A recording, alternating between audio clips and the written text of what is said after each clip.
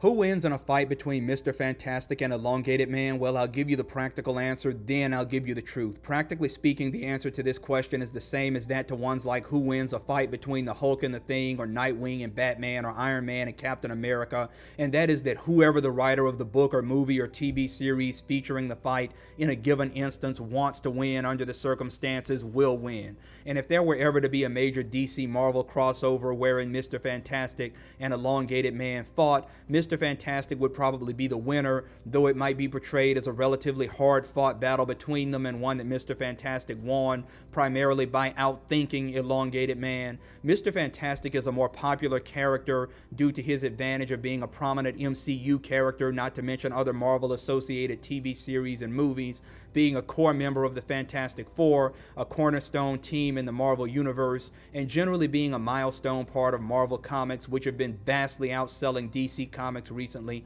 Elongated Man is a relatively well-known character associated with DC Comics and has a dedicated fan base, thanks in probably a very small part due to his appearance in the Arrowverse, but he has not reached the same level of global mainstream recognition or popularity as Mr. Fantastic, besides which Kevin Feige is currently riding the Fantastic Four for all they're worth right now, hoping they'll save the MCU moving forward. So if Disney Marvel ever did allow the sort of crossover event wherein Mr. Fantastic faced off against Elongated Man, the writers would most probably get their orders from high above that Mr. Fantastic needs to be the winner for the sake of protecting Marvel's brand, but that perhaps the fight can be allowed to be a reasonably close call. Truthfully speaking, the answer to this question is basically the same. Mr. Fantastic would overwhelmingly defeat Elongated Man due to his superior stretching ability, higher intellect, and vastly greater combat experience. Elongated Man has impressive elasticity, but that elasticity is limited to his finite body mass,